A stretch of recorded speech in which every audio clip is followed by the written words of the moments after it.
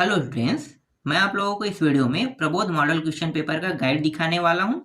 और ये Prabodh model question paper जो है वो कक्षा 10वीं का है और ये 2024 का है। तो चलो मैं आपको दिखा देता हूं। ये सन 2024 का है और इसमें जो प्रश्न पत्र है उसके बारे में पहले हम बात कर लेते हैं। प्रश्न पत्र जो रहेगा, यहाँ पे देखो विषय सूची दिया हुआ है ना। कुछ लोग तो खरीद भी लिए होंगे। मैं आपको बताऊंगा कि इसको तैयार कैसे करना है। ठीक है, मतलब आपको तैयारी कैसे करना है ये मैं आपको बताऊंगा इस वीडियो में। तो हर एक का 4 सेट रहेगा, हिंदी का भी, अंग्रेजी का भी, ठीक है, संस्कृत का भी, विज्ञान का भी, सामाजिक विज्ञान, गणित, ठीक है, सभी सब्जेक्ट है। चलो अब शुरू करते हैं। मैं आपको दिखाता हूँ। पूरा प्रश्न तो मैं आपको दिखाऊंगा नहीं। यहाँ पे देखो, सबसे पहले मैं आपको दिखा देता हूँ ब्लूप्रिंट। ठीक है, जैसे कि ये हिंदी का ब्लूप्रिंट है तो मैं ब्लूप्रिंट के हिसाब से आपको पूरा आईएमपी प्रश्नों की सूची मैंने दे दिया है। जिन जिन अध्यायों से जो जो प्रश्न आने वाले हैं वो आईएमपी सूची में है। आप लोगों ने प्रबोध के जो मैंने टिक लगाया था ना, टिक लगवाया था प्रबोध के जो गाइड है, ठीक है, उसमें मैंने टिक लगाया था। अगर आप लोगों ने टिक लगा लिया होगा तो उन्हीं को ज्यादातर पढ़ने के चांसेस, मतलब पढ़ना है आपको, क्योंकि ये जो प्रश्न है जो यहाँ पे मैं आपको दिखाऊंगा वो उसमें आपको मिल जाएंगे, सारे प्रश्न मिल जाएंगे। ठीक है, और आपको अगर इसको पढ़ना है तो कैसे पढ़ना है मैं आपको बता देता हूँ। ठीक है, देख लो ब्लूप्रिंट, सभी सब्जेक्ट ब्लूप्रिंट के बारे में मैंने पहले ही बता दिया तो देखने की जरूरत नहीं है। चलो स्टार्ट करते हैं। देखो पढ़ाई कैसे करते हैं पता है आपको? एक मिनट मैं ब्लूप्रिंट के हिसाब से आपको बताता हूँ, तब आपको समझ में आएगा। देखो 8 अंक के प्रश्न, एक प्रश्न बस आने वाले हैं। ठीक है, इसमें 6 अंक के 2 प्रश्न आने वाले हैं और 4 अंक के यहाँ पे कितने प्रश्न हैं, एक मिनट देख लेते हैं। ये 1 2 3 4 5 प्रश्न है। ठीक है, 5 प्रश्न 4 अंक के आएंगे, फिर 3 अंक के ऐसे ही है, 4 प्रश्न है यहाँ पे, फिर 2 अंक के प्रश्न भी 5 है। ठीक है, इसी तरीके से 1 अंक के 15 प्रश्न है। तो आपको ना जब भी तैयारी करना है प्रश्न पत्र की तो सबसे पहले ना आपको ज्यादा नंबर वाले प्रश्नों को पढ़ना है, सबसे पहले ज्यादा नंबर वाले।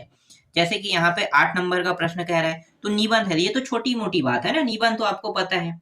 ठीक है, तो कौन कौन से निबंध आ सकते हैं हिंदी में?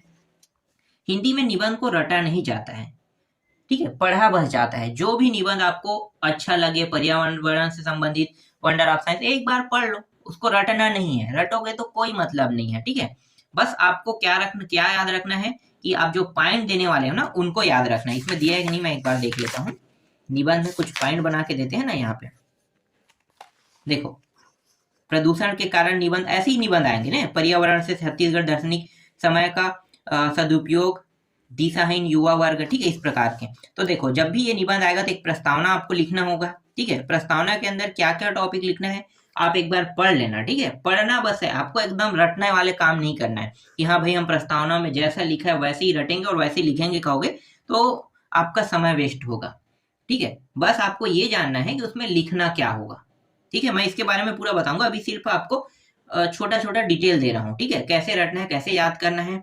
और हो सकता है तो इसमें जो प्रश्न दिए हुए हैं इनका मैं आपको एक वीडियो के थ्रू बता दूंगा और समझा भी दूंगा कि प्रश्नों को कैसे रटना है, कैसे याद करना है, और किसी का स्टोरी जो होगा। ठीक है, याद करने में जैसे बहुत सारे प्रश्न ऐसे होते हैं जिनको याद करने में बहुत ज्यादा दिक्कतें होती है ना, तो उनको आपको पढ़ना है तो दिक्कत ना हो उसके लिए मैं इनको पढ़ के आपको उसका सार या डिटेल या कहानी टाइप से जो भी बनेगा वो मैं आपको बता दूंगा। क्या होता है जब हम किसी चीज को कहानी के जैसे पढ़ते हैं ना तो सबसे आसान हो जाता है। कहानियां हमें बहुत जल्दी याद होता है। कोई हमें कहानी सुना देना किसी टॉपिक से, तो जैसे राजा महाराजा का आप कहानी सुनते हो जब छोटे थे, ठीक है, तो मछली वाली मछली जल की रानी, ये भी एक कहानी है, कविता है ना। तो ये कैसे याद हो जाता था? बहुत आसानी से। तो वैसे ही कहानी टाइप से अगर आप चीजों को देखोगे तो हर चीज बहुत आसानी से आपको याद हो जाएगा। तो यहाँ पे प्रस्तावना है, प्रदूषण का अर्थ है, ठीक है, प्रदूषण का कारण है, ठीक है, और प्रदूषण के यहाँ पे देख सकते हो स्वरूप है, क्या कहाँ कहाँ से प्रदूषण होता है। हाँ, कई लोग जो है निबंध बनाने में थोड़ा सा हिचकिचाते हैं या फिर ऐसे ऐसे टॉपिकों को जोड़ देते हैं जैसे जहाँ पे दुष्परिणाम है तो उसके फायदे भी बता देंगे कुछ लोग। तो कुछ चीजों में फायदा नहीं होता है। ठीक है, कुछ चीजों में फायदा नहीं होता है। हर ज्यादातर जो हानि वाली चीज है उसमें आपको हानि हानि पॉइंट को भरना है, और जिसमें फायदा होता है उसमें आप हानि नहीं दिखा सकते। ठीक है, कुछ चीजें ऐसी है जिसमें आपको फायदा हो रहा है लेकिन हानि नहीं हो रहा है तो आपको इसी तरीके दिखाना है। ठीक, तो ये हर चीज आपको पता होना चाहिए। तो ये पॉइंट में आपको बनाना है, जैसे प्रस्तावना है ये आपको लिखना है, प्रदूषण का अर्थ है ये अपने हिसाब से बना सकते हो कि भाई प्रदूषण का अर्थ है, तो आप चाहो तो प्रस्तावना लिखने के बाद बता सकते हो कि प्रदूषण का कारण क्या है। ठीक है, ये आगे पीछे भी हो सकता है, इसमें घबराने की जरूरत नहीं है। ठीक है, जब भी याद करोगे तो आपको ये पॉइंट और ये पॉइंट आगे पीछे कर सकते हो, प्रदूषण के स्वरूप को भी आगे पीछे कर सकते हो। बस पहला पॉइंट रहेगा प्रस्तावना और अंतिम पॉइंट उपसंहार, ये आप नहीं बदल सकते। ठीक है, पहला पॉइंट प्रस्तावना ये पहले में ही रहेगा और अंतिम में जो ये उपसंहार दिया है ना, ठीक है, इसे आप कभी भी नहीं बदल सकते। बाकी आप आगे पीछे कोई भी पॉइंट को कर सकते हो। ठीक है, तो इस तरीके से आपको सबसे पहले बड़े प्रश्नों को देखना है। तो ये तो हिंदी सब्जेक्ट है, हिंदी सब्जेक्ट में बड़े प्रश्न जैसे कि अभी आपको मैंने दिखाया ना निबंध, तो इसको तो रटने की आवश्यकता नहीं, सिर्फ पढ़ना बस है। तो 3-4 जो निबंध है ना उनको बस आपको पढ़ लेना है। ठीक है, और आपको लेटर भी बनाने में कोई दिक्कत नहीं होगा। ठीक है, लेटर बनाने में कोई दिक्कत नहीं होगा। यहाँ पे आप देख सकते हो क्या दिया है भाई, प्राकृतिक स्थल की विशेषताओं को बताते हुए अपने मित्रों को पत्र कह रहा है ना। मित्रों को पत्र बनाना बहुत आसान होता है, मित्र वाला तो और सरल होता है, और ये तो उससे भी सरल होता है ना। स्थानांतरण प्रमाण पत्र कह रहा है, तो आपको पता है स्थानांतरण प्रमाण पत्र मतलब आपके पिताजी का ट्रांसफर हो गया है, तो अब आगे और यहाँ पे अध्ययन नहीं कर सकते स्कूल में, इसी तरीके से आपको लिखना है ना।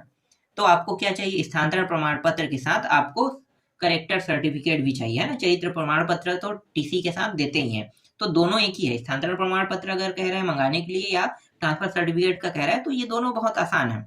और उसके बाद अंत में बता दोगे कि मुझे जल्द से जल्द जाके अपने माता पिता के साथ रहना है, इस वजह से आप जितना जल्दी हो सके मुझे मेरा स्थानांतरण प्रमाण पत्र देने की कृपा करें। इस तरीके से मजेदार टॉपिक लिख के ना अच्छा नंबर ला सकते हैं। तो आपको टॉपिक को थोड़ा सा मजेदार बनाना है। ठीक है, जैसे लिखा है वैसे ही नहीं लिखना है। आपने याद किया, रटा और पूरा का पूरा उतार दिया। भाई आपको कितना समझ में आ रहा है कि आप किसी टॉपिक को कितना बेहतरीन तरीके से चमका धमका के बना सकते हैं। जितना आप चमका धमका बनाओगे उतना अच्छा जांचने वाला नंबर देगा। ठीक है, तो ऐसे ही चमका धमका के बनाना है आपको। समझ में आ गया? ठीक है, बाकी जो जानकारी है और प्रश्नों के बारे में जो जानकारी है, जैसे कि आपको रटना कैसे है, कैसे याद करना है, वो मैंने बता दिया। बड़े बड़े प्रश्नों को पहले देखना है, उसके बाद छोटे में आना है ना। तो इसी तरीके से उसे रटा जाता है। और जो प्रश्न दिया हुआ है मैं किसी दिन आपको बताते चलूंगा, मतलब जल्द ही मैं आपको बताते चलूंगा कि ये जो प्रश्न दिए हुए हैं ना, इन प्रश्नों के जैसे 5 नंबर, 4 नंबर, 3 नंबर जो कठिन टॉपिक है उनको मैं पढ़ के समझा के आपको बता दूंगा एक एक वीडियो में।